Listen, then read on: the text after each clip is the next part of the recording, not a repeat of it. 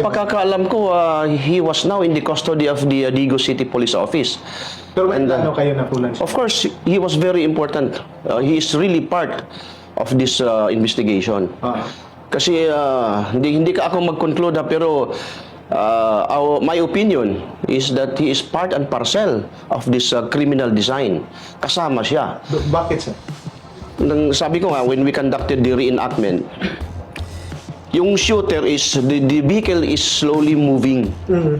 And while while the vehicle is moving, the shooter has really the chance to shoot.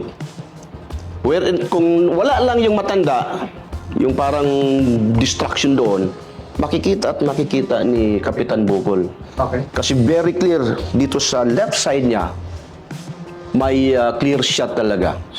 So, sa akin, in my own personal opinion, kung wala lang yung matanda doon, walang distraction, Kapitan Bukol could have seen that vehicle and most likely, he can escape from that bullet that causes death. Okay. Oo.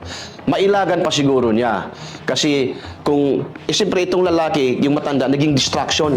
Kasi Nag-uusap sila. So, yung attention ni Kapitan doon sa matanda, unknowingly, bumabaktas yung vehicle, yung inuba, dahan-dahan. Then, nagkaroon ng clear shot. Boom, dito. Malaki talaga ang side. Open talaga. Open talaga siya.